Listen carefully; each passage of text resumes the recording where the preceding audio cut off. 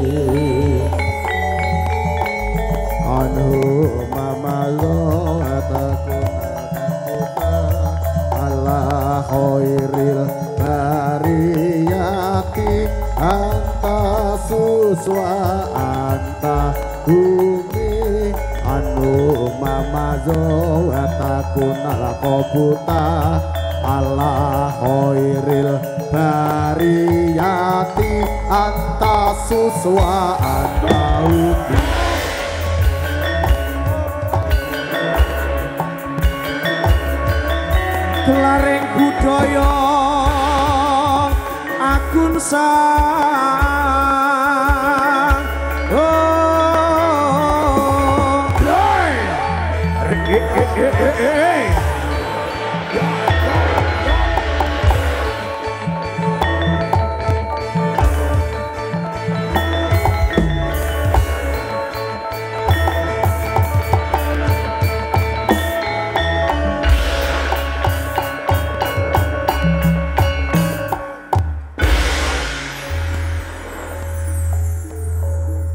babak warok kandi lampahan pamboyonging Dewi Sangga Langit kaleksanan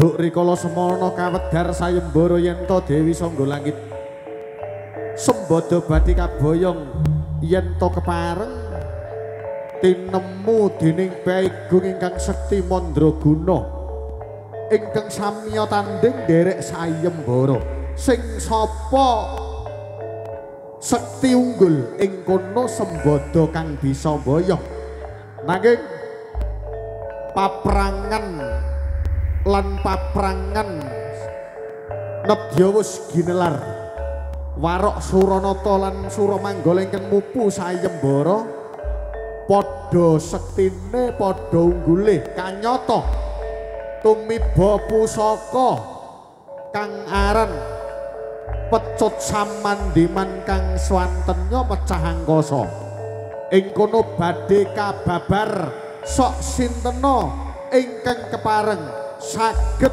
nyangga kasektene pecut samandiman ing kono kang bakal unggul pranyata wilujeng hamir sani babaking awarok Suramanggala kelawan Suranata.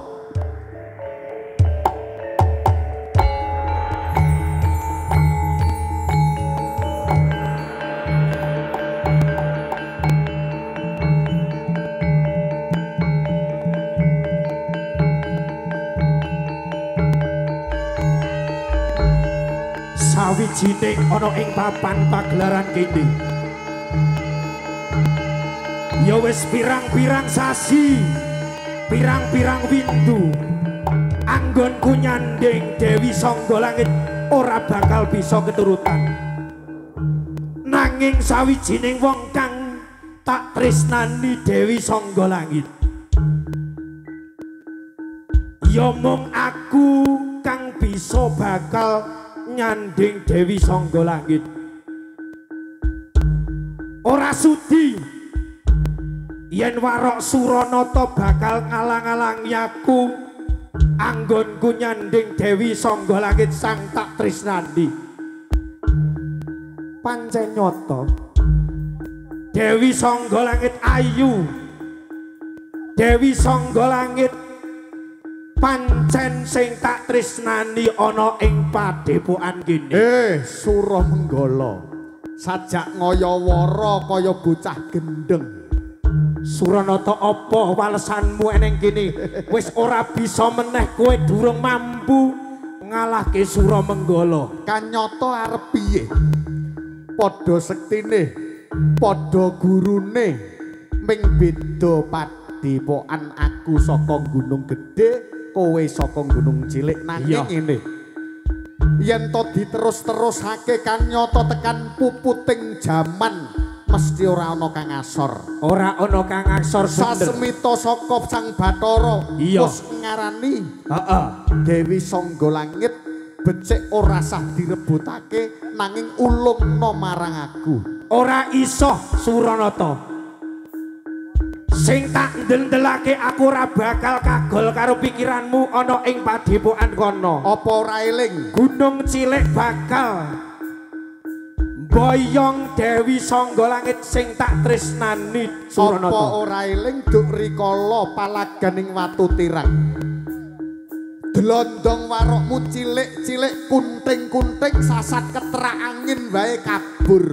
Ngono arep mungsuh saka dlondonge Gunung Gedhe kang gagah-gagah. Becik wurungna yen isih iso tak emutake.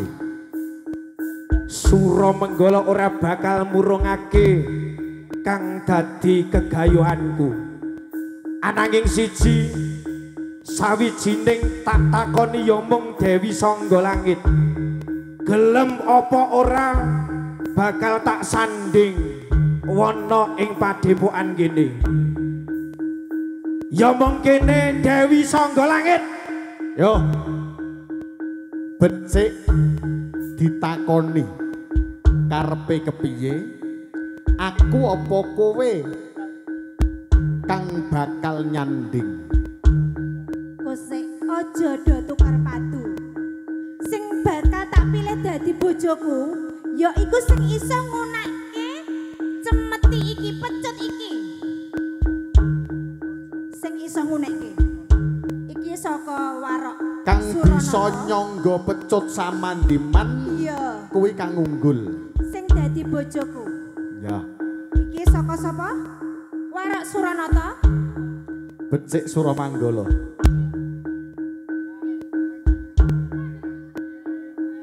Suramanggala ora bakal sing anggone crimpet-crimpeti Suranata. Ayo para gage. Dewi Sanggolangit pancen nyata ayune. Gunung Gedhe sing dadi seksi. Yo. Senajan cemeti kaya ngene awakmu ora bisa tetep Dewi Sanggolangit balral tak sanding ana ing kene.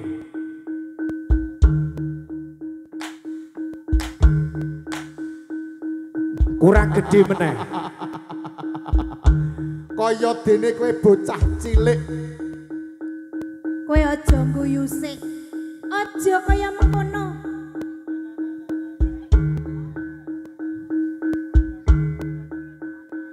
Suranata. Kowe arep nyoba sing iki? Yo. Kaya ngopo? Aku pengen ngerti kadidaya. Dolanane bocah cilik kaya ngopo mung ditatar kaya ngono. Nggoh ning nggonmu nglakoni.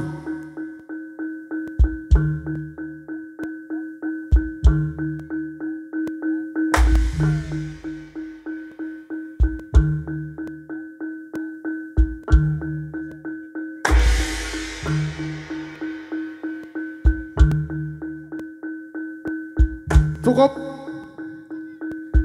Suramenggala. Yen mung mungsuh kowe parandene aku yen mung nyeblakake kaya ngono iso nanging apa gunane? Aku dlondong gedhe, aku gurune dlondong warok yen to nandangi kaya ngono eman-eman regeting tanganku. Ya mungsuhmu duaku. Najan kowe ndek siswa-siswamu buktekno ana ing endi? Dlondonge Suranata. Mara gage dlondonge Suranata. Wah, Sing tak deloki ana ing kene. yo. Aja babar wirang.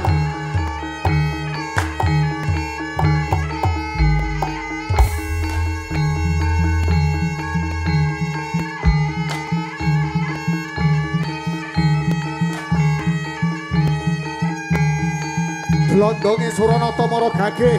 Aja nganti kalah eman tanganku.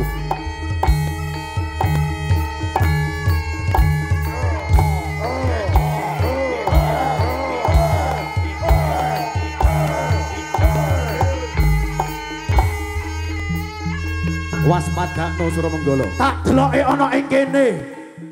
Najan siswamu kowe ora bakal bisa gawa cemeti kang bisa bedhake angkasa unine paribasadi.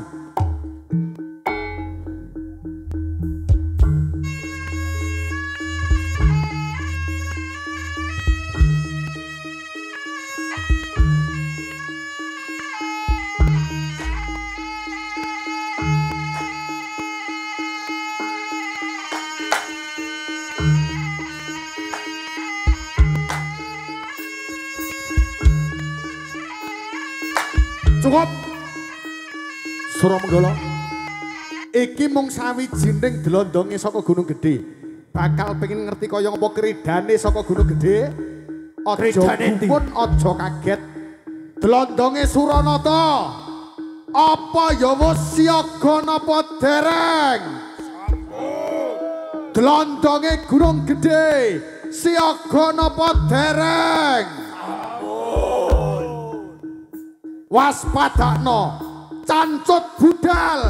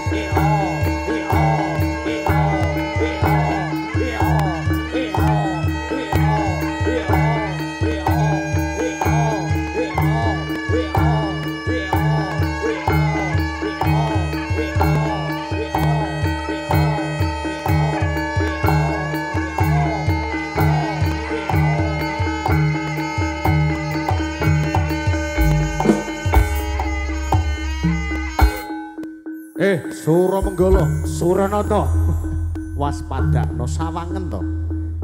Meleka sawangen.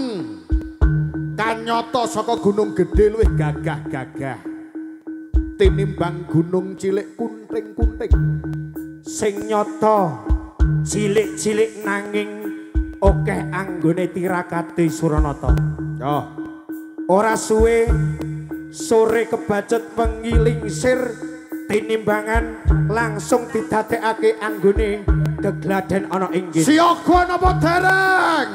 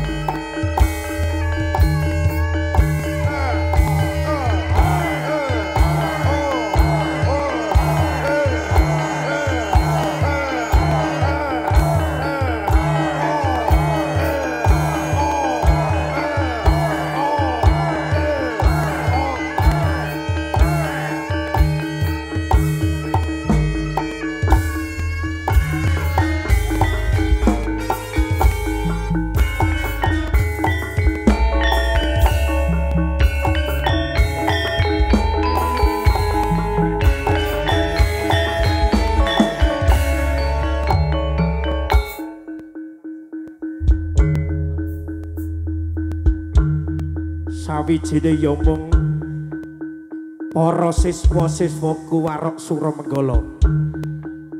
Tetep wis sanyata Suranata. Cemeti wis menang karo aku. Apa kowe urung lega yen sliraku arep nyanding Dewi Sanggolangit? Durung lega. Bacotake olah kridaning palagan Gunung Gedhe kalawan Gunung Cilik. Bacotake para siaga.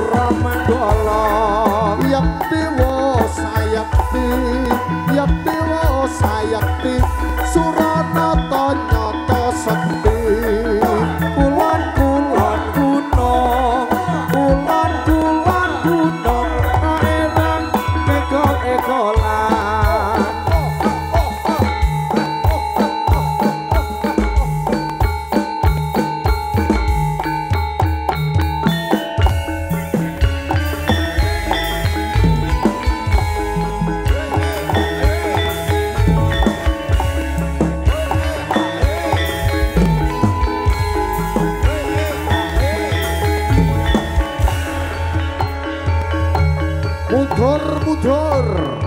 Mundurake gegetke.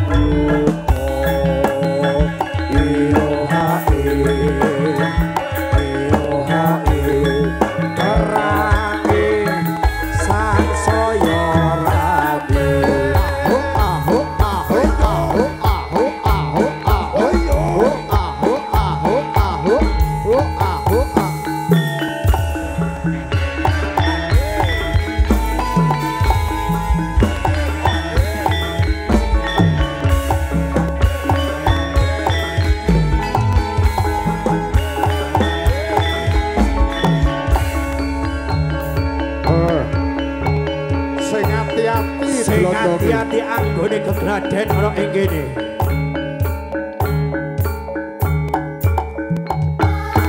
Zaman wis akhir, zaman wis akhir, dumine goyang. Akale jungkir nakarane.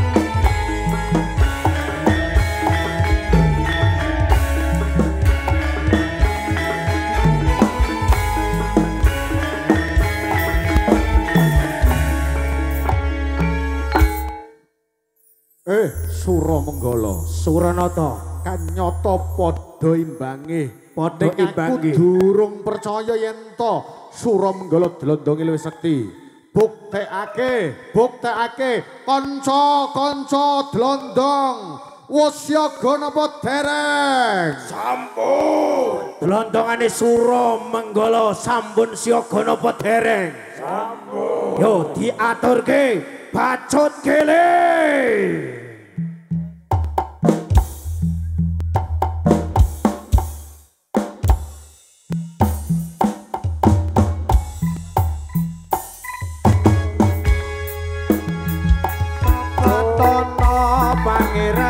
Suti Laksmaya Allah Allah ya Allah Babatono Pangeran Suti Laksmaya Allah Allah ya Allah Pangeran de paring sandang paring pangan paring welas kawulane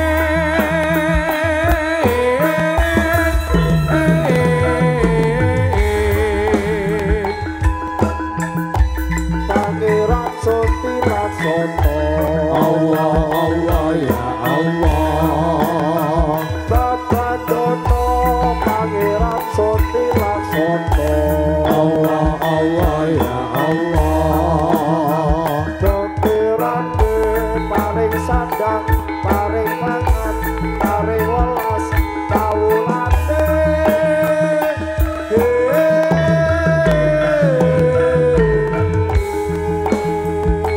Babatono Pangeran Suti Laksmaya Allah Allah ya Allah Babatono Pangeran Suti Laksmaya Allah Allah ya Allah Pangeran de paring sandang paring pangan paring welas kawulane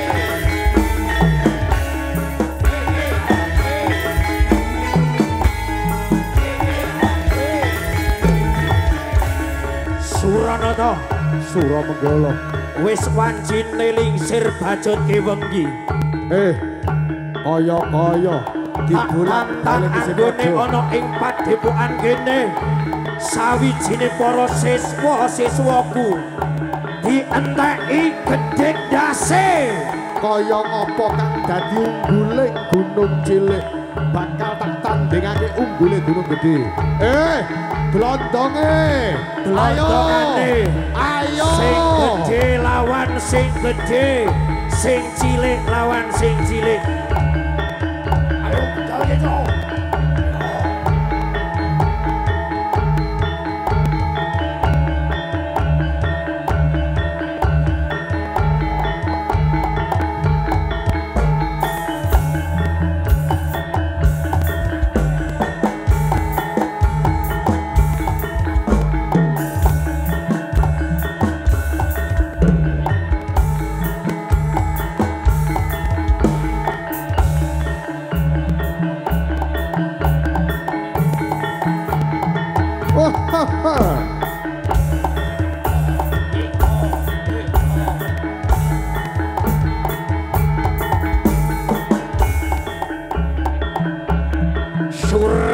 Suranata.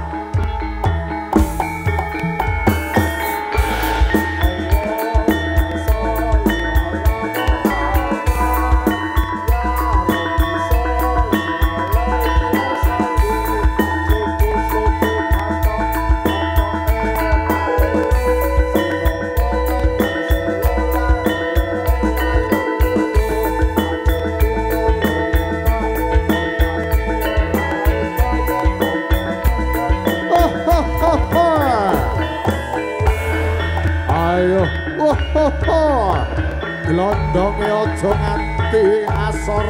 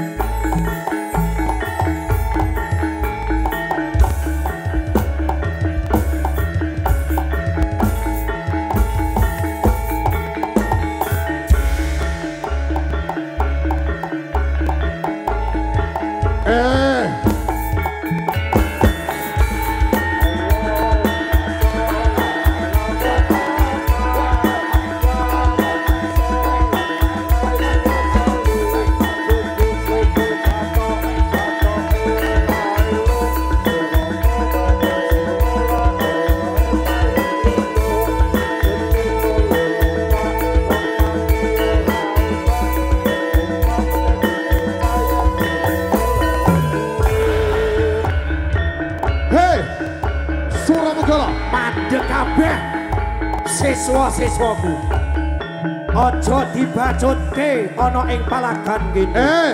Suramanggala, Suranata, nyata isih padha gurune padha sektine. Ya, sawijine ana ing padepokan kene ora iso ana menangi. Ngenteni petung kang becik aku kalawan kowe kang bakal tanding. Aku apa kowe? Aku isih nunggu kowe. Tak enteni palagan sapuran wewengkon Wanasaba. Tanggal 12 tak enteni ana ing kono. Tak entekke kowe Suramanggala. Idak dase Suranata. Yo.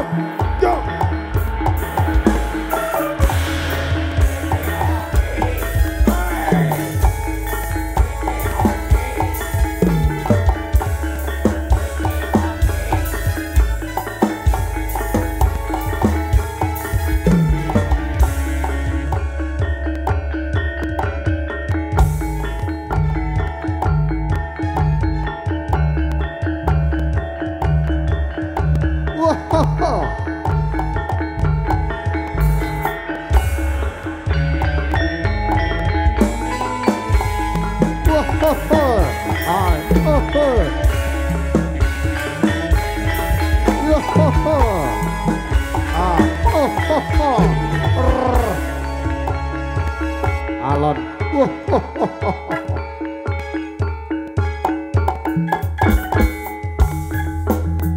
Eling-eling sira manungsa membangono anggonmu salat kaji mumpung durung kata-kata mulai juru kaki. Eling-eling sira manungsa sragomono anggonmu ngaji mumpung durung kata-kata mulai